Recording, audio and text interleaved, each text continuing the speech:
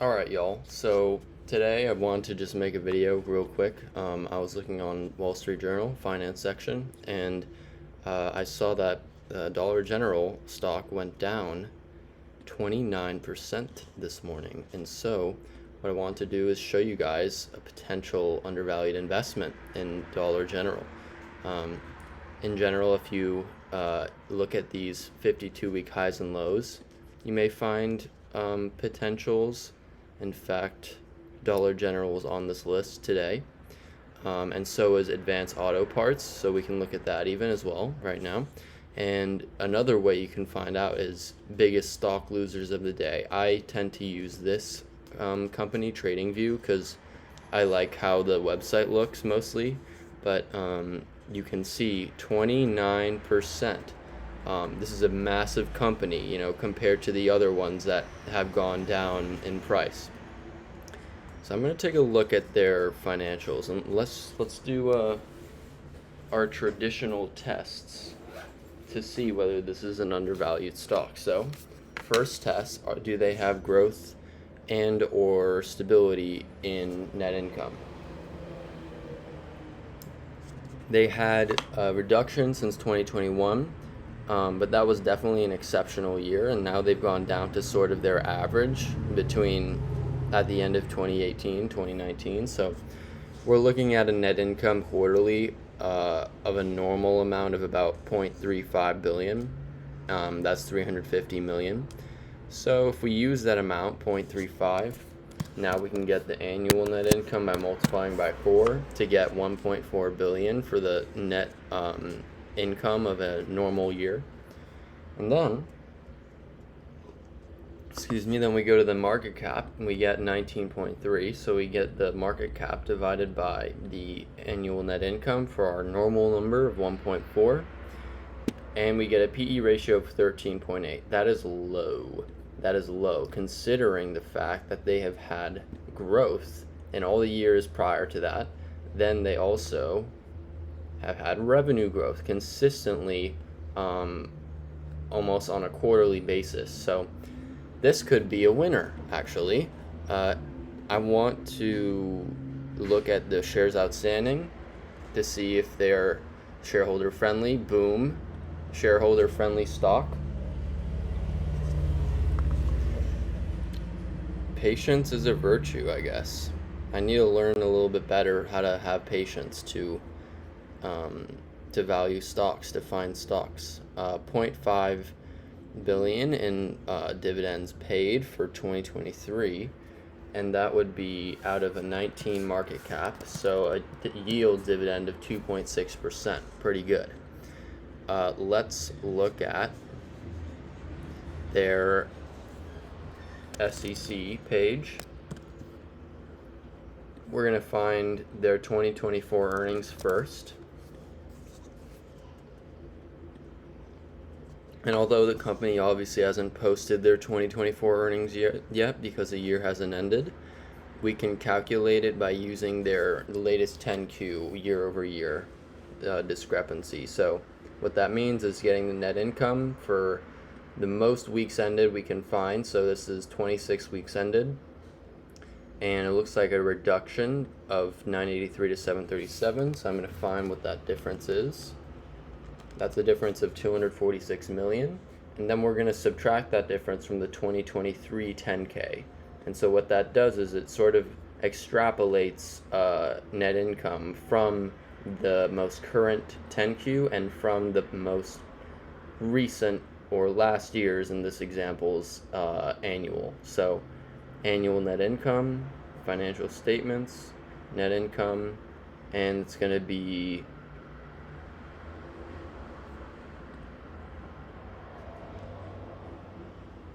so this is actually going to be for 2025 rather than 2024. So 2025 net income, is going to be this number minus 246, which is our discrepancy. So 161 minus answer 1415 is our net income for 2025. So that's in millions, so 1.4 billion. And then we're going to find that invested capital. So I want to find a return on their invested capital. This is a retail company, so I have a retail company in my portfolio, Ulta Beauty, which I don't am not giving financial advice, but that is what I purchased, and so I can compare it against that company as well. So the ROIC, so invested capital, is going to be operating current liabilities, which is 7,000 in millions. For the most recent unaudited of August 2nd, 2024, and then income taxes receivable is going to be 61 plus prepaid expenses and other current assets. So let's see if there's any mention. There's no mention, so I'm just not going to include it because prepaid expenses is not an operating current asset. All right, that gets us a total of 7,061,000,000. Then we're going to add net property and equipment, so plus 6269.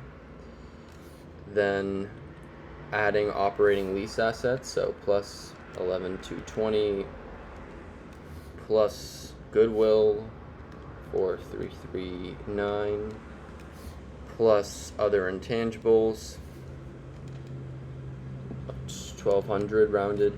And we're not going to include this number, it's quite a negligible amount. So right now we're at 30,089,000,000, and we finally need to subtract the current non-interest bearing liabilities. So it's going to be not this, because that's long-term obligations, not this because that's leases, but this. So minus 3,869, then minus accrued expenses at 1,064. Then minus income taxes at 12. Long-term operating leases, deferred income taxes. Let me just make sure that I have the correct formula.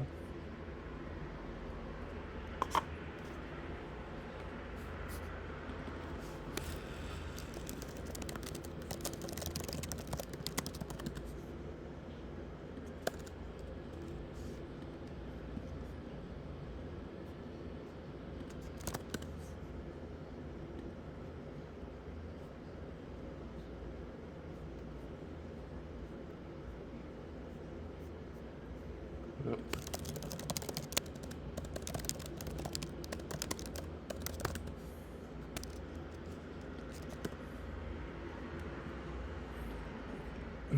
There we go.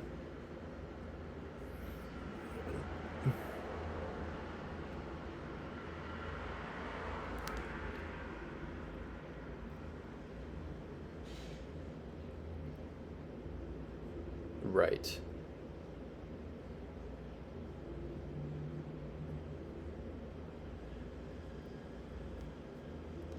Right, so this is, yeah, it says it right there. Non-interest bearing current liabilities. Good. So that gives us a number of invested capital at 25,144.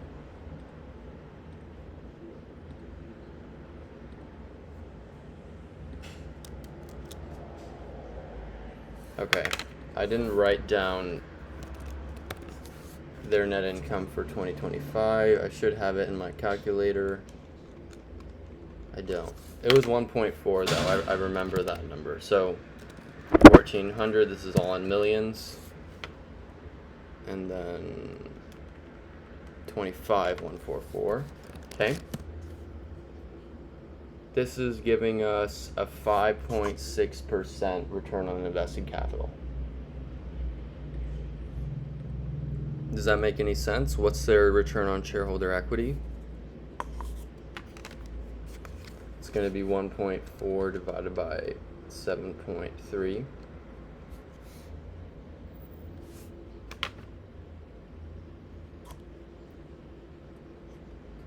So return on equity is about 19%. Okay, I mean, let's compare theirs to Costco.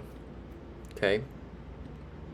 Let's see if that's a normal number for a good company like Costco.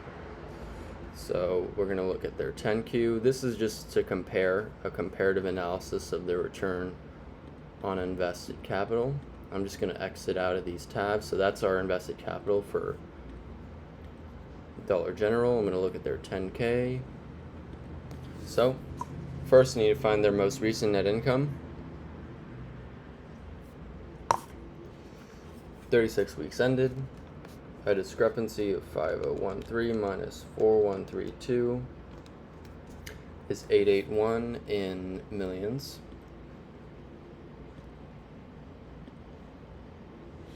Then a 10K.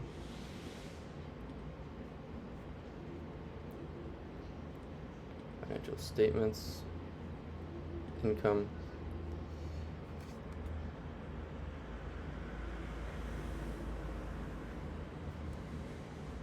Net income attributable to Costco. So 6292, and we're going to add that to our discrepancy of 881.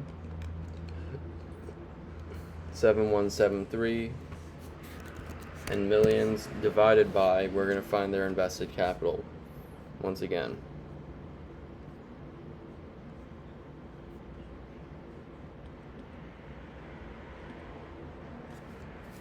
Receivables 2583 plus merchandise inventories 17430 plus other, I'm not going to include that. Property, operating lease right of use, other, I'm not going to include that, and accounts payable minus accounts payable.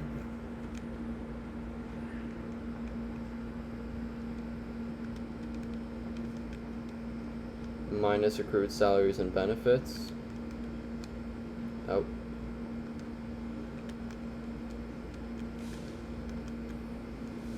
Minus accrued member rewards. Minus deferred membership fees. So these are all non-interest bearing except for long-term debt, and I'm not including other. Okay, so now we have our answer is 6305 in millions. So that's 60 billion approximately. That is our return on invested capital. So 12% versus 5.6%.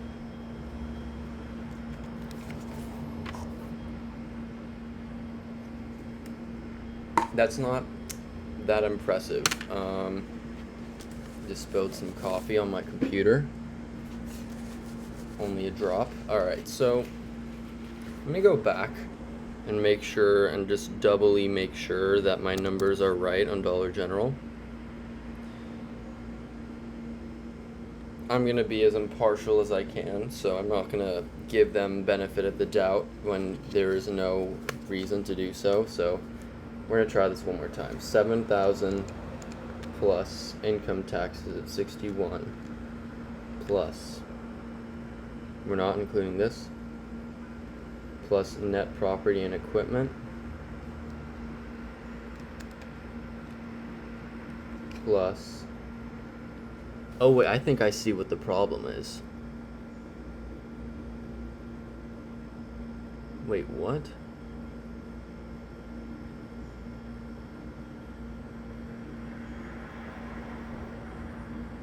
Operating lease assets. Wait, maybe there is no problem actually. Wait, this doesn't make a lot of sense. Net property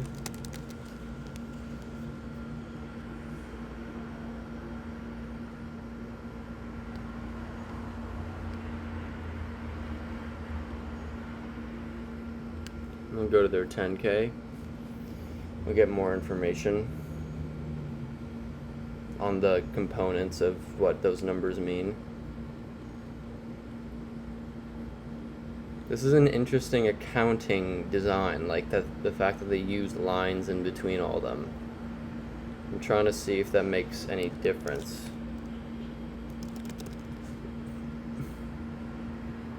No.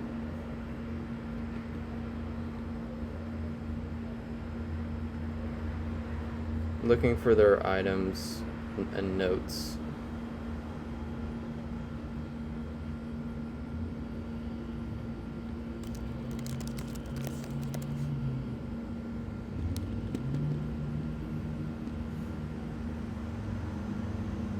Okay.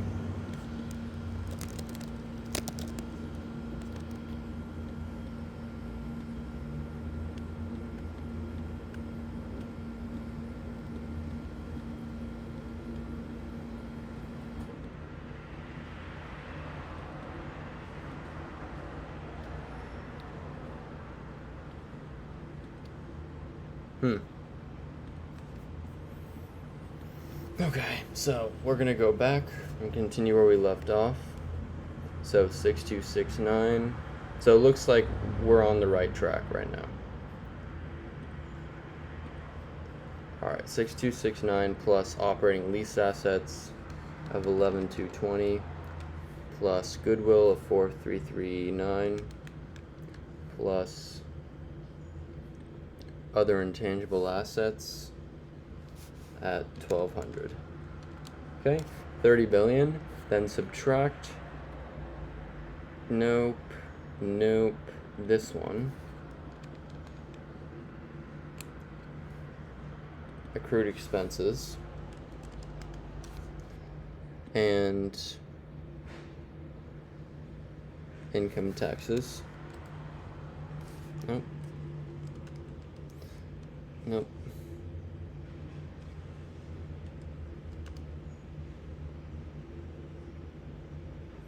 25,156.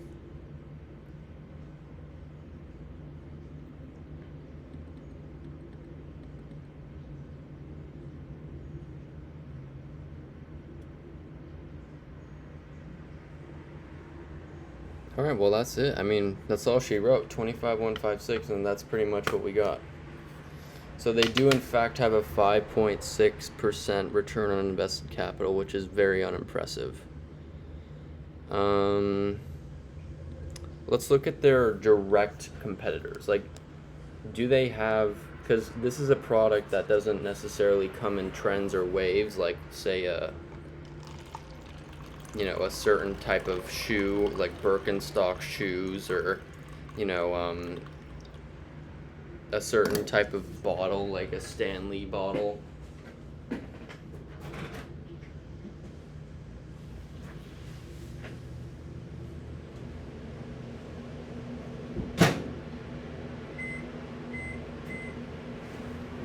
Let's see. So, direct competitors of Dollar General. Discount stores, Dollar Tree, and Family Dollar. I am aware of Dollar Tree. And they have a public stock. So let's look at Dollar Tree. Let's compare. Because Costco, it is a retail giant, but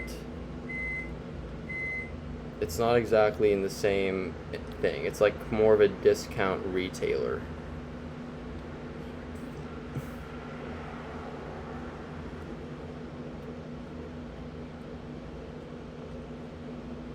So let's look at the discount retailing side, which is what they're most associated with anyway. So we're going to do the same exact process one more time with Dollar Tree. And then, while we're waiting, I'm going to take a look at their operating margin compared with Dollar Tree.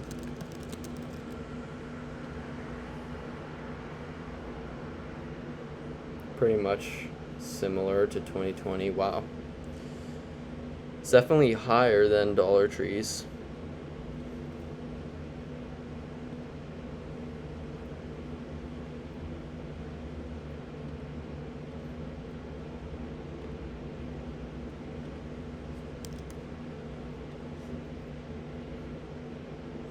At least they'll be able to meet their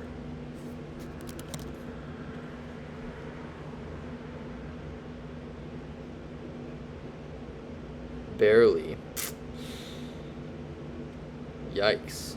I mean, what's their working capital? I'm actually just gonna do that real quick. I'm gonna look at Dollar General's working capital just to see like how safe they are in terms of like meeting their short-term liabilities.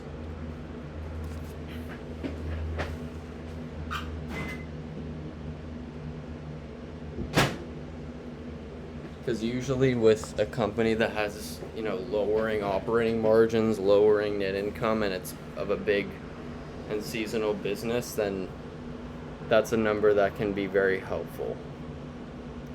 So current assets, this is very simple, minus current liabilities. So 8724 minus total current 7141. And then we're going to divide by, and the 19, which is their market cap, divided by that.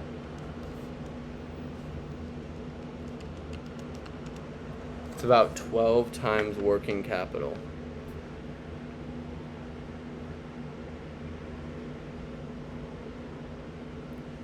Current assets.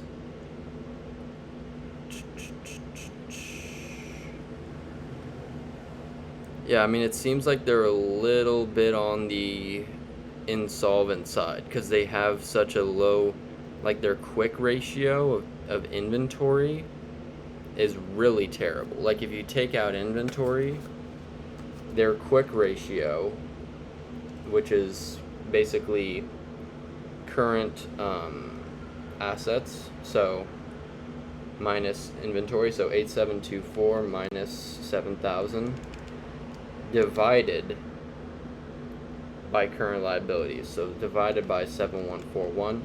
Yeah, they have a quick ratio of 0.24, and the authors of Security Analysis recommended a quick ratio of more than that.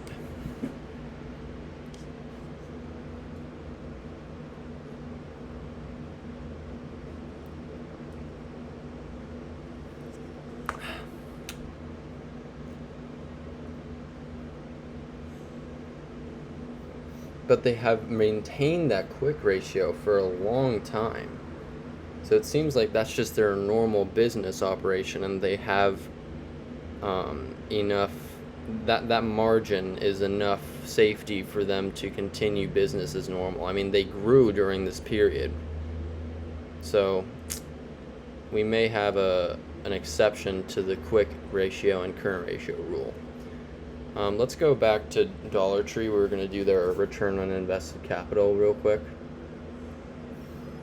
So net income for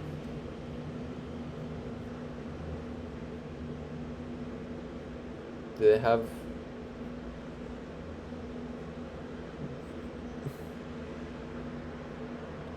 it's only 13 weeks ended?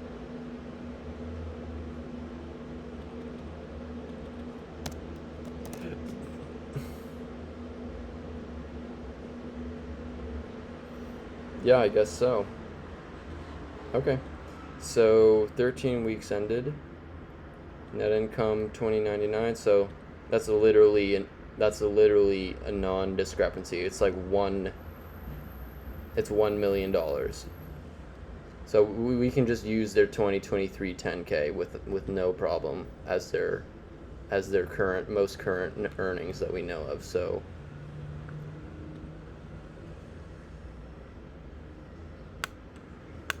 oh, that's interesting.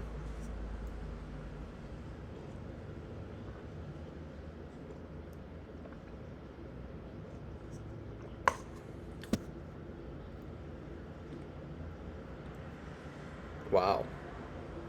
So it's 998 negative. We can't do a return on invested capital for negative. Yikes. Okay, so we'll take last year, so 1615. And then we'll take their current 10Q as the invested capital. So 1615 in millions divided by their current invested capital. So inventories 5009, not including other, we're not including restricted cash, plus 6301, which is the PP&E operating, plus 6469.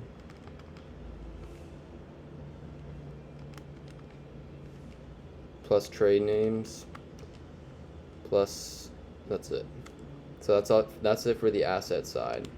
gives us 20.8 billion, and then subtract all the current non-interest bearing liabilities. So we're not using leases, we are going to use accounts payable, income taxes payable, and we're not going to use other. So right now they're at 18,494, and I'm just going to put these side by side and the other ones. Boom. Return on invested capital of 8.7%. That's higher than Dollar General's, but we have to discount this at least a couple percent because they literally have negative 1 billion net income currently. So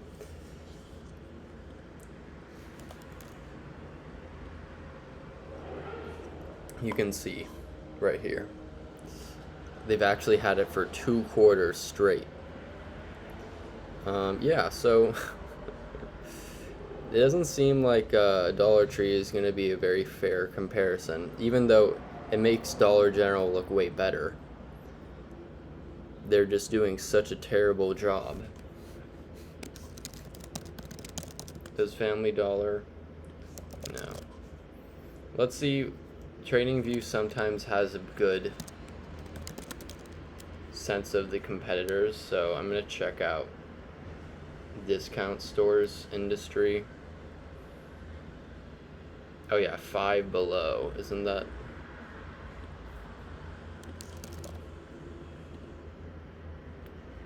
Okay. Yeah, let's compare Five Below. So we're gonna do this again because I'm trying to figure out, what a good ROIC is for this type of company.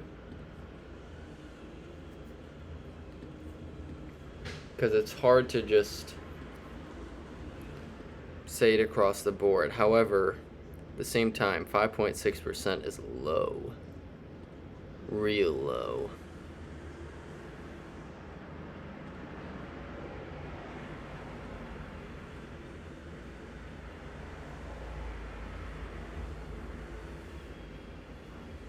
Jeez.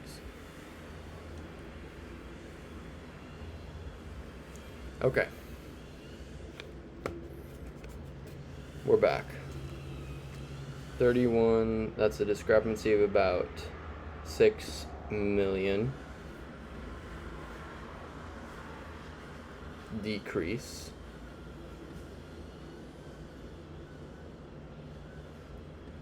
$301 minus 6. So this is 295 for 2024. In millions for Five Below. That's their net income, and then we're going to find their return on invested capital. I'm just going to do it real quick.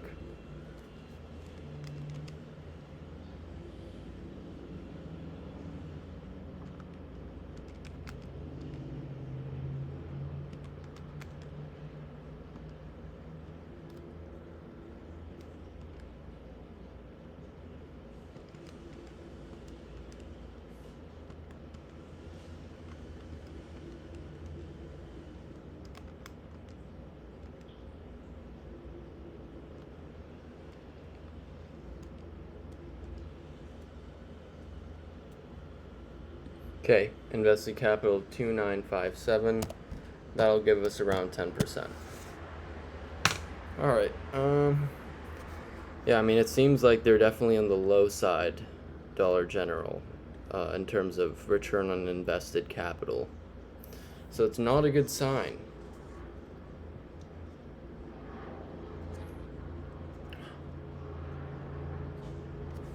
However, as a going concern, so this is what I'm going to call from now on the going concern value.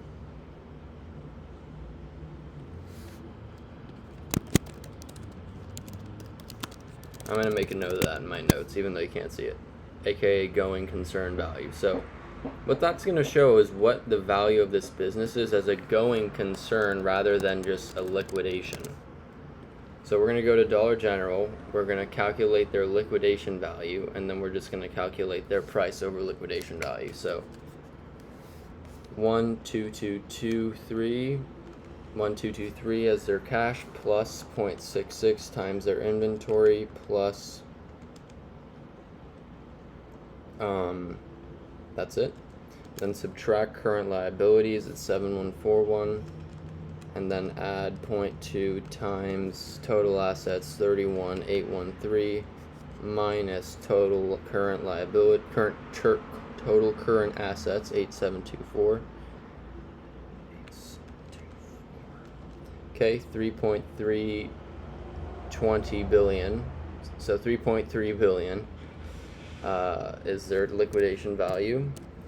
All right, and then 19 over that. So they're only 6 times their liquidation value, and usually you see far more than this. Like here, let's calculate it for Dollar Tree, which has much less earnings. That's for sure.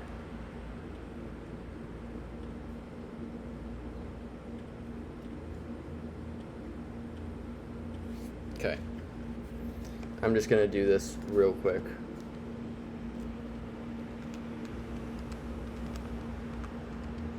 It's kind of funny. They're both almost exactly organized as the other in their balance sheet.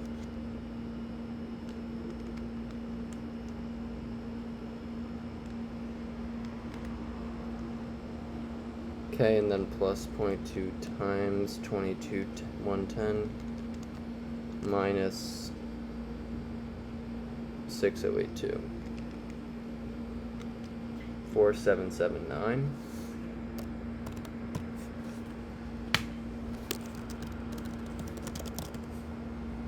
$18.44. So look at this. Oh wait. It's in millions. There we go. Okay. This is about 4 times. This is about 6 times. So you can see that even though Dollar Tree has this is orange is Dollar Tree and blue is Dollar General, even though Dollar Tree has a horrible going concern value in their net income, their liquidation value is like 4 times their price is 4 times their liquidation value, and that's similar to Dollar General's going concern value. So either Dollar Tree General is extremely overvalued, which is likely, or Dollar General is extremely undervalued, or a little bit of both. So this is a tough one, because if we just go by our normal standards, filter by seasonality, leave those out with a product or service that comes in trends or waves, that identify those with little or no direct competition. I don't know. I happen to know a little bit about the qualitative. Review qualitative. E.G.W's.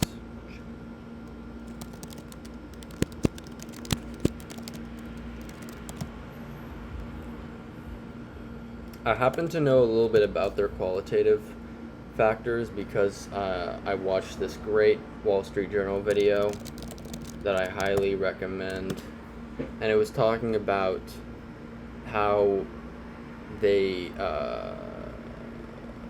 started, why they've been so dominant, the economics of, and the reason is because they've sort of created this, they've hooked the Midwest, and they're basically in every very rural, not a lot of not very connected areas, and so they've sort of monopolized these very rural areas in the United States.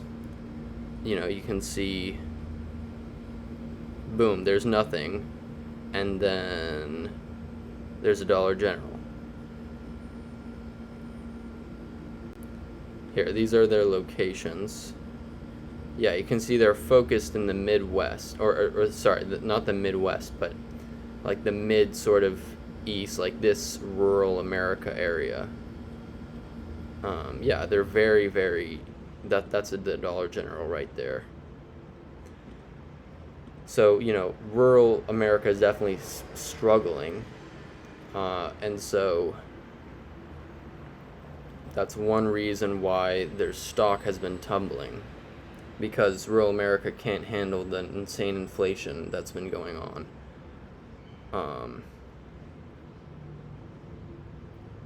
Yeah, no wonder why. Okay, I'm not going to get into politics. But, yeah, Dollar General, I mean, I'm going to look over the list more. Shareholder friendliness, past revenue, they have growth, invested capital. It's kind of low. What's their... I'm going to keep looking at their... this is Dollar General, right? Yes.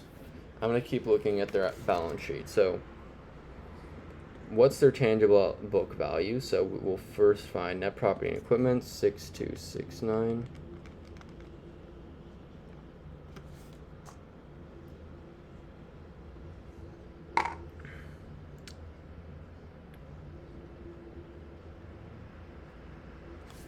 I'm just going to make sure I know what I'm doing.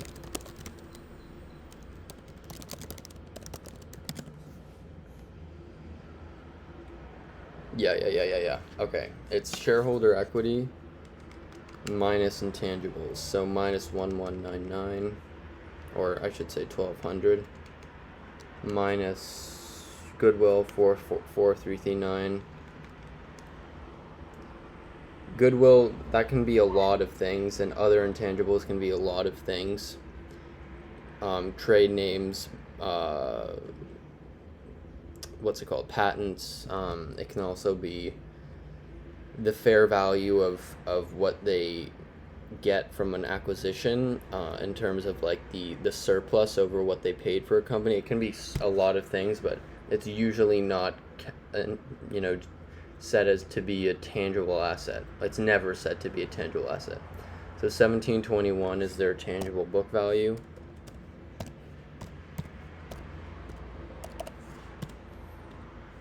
Yeah, I mean, it's definitely a big multiplier. It's expensive. Here, let's look at their PE, or PB, I should say. Price to book over history. So yeah, they dropped recently down to normal levels. I'm just gonna put in Ulta just to see what comes up. Okay, Ulta, so I'm buying it around here, which is where it is at normal levels or so. So it's comparable to Ulta.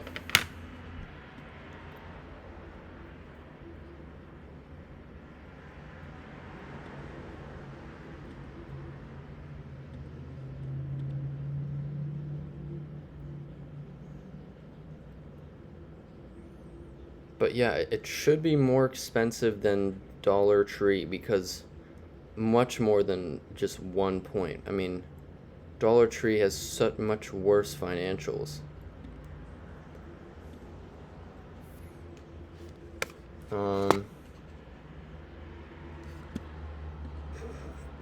What's their tangible asset value? So 8724 plus net property and equipment 6269. Then subtract all of these which are operating, so all of them. So subtract 7141. Tangible asset value of 7.8, so 19 over 7842. Jesus, I keep forgetting to put it in millions. There we go. Oh, it's only 2.4 times their tangible asset value, which is a calculation deemed by security analysis to be a good measure of tangible assets. That is pretty low, to be honest. And if we go, this would be about their current asset value. It's about 10 times. And even lower, they would have a negative cash asset value, but this is a very interesting stock. But I feel that the PE ratio that we got for them, which was what? if we go all the way back, it was 1.4, so 19 over 1.4. 13.6 PE ratio. It's just low. I mean, that means that they just have a neutral, like, outlook. Like, the long-term outlook for this company is, like, pretty neutral. We don't know where it's going to go exactly.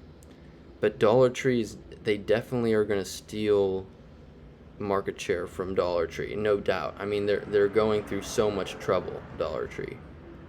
I'm going to actually go, can they steal market share from companies that are struggling? Okay. So, I mean, that's a good question to keep in mind that I added to the criteria list. Like, for Dollar Tree, they could definitely steal some market share because they've had such horrible net income. So, anyway, just a thought. Dollar General may be a good find. I'm going to do a little bit more research into it, but I don't know. I like retail because it gives you a diversified set of products rather than one that you're depending all your investment on. And they're a shareholder-friendly company, but the only problem I have is that they have such a low return on invested capital. So we're gonna see. We're gonna see with this one. But I hope you enjoyed that video, and I'll see you in the next one.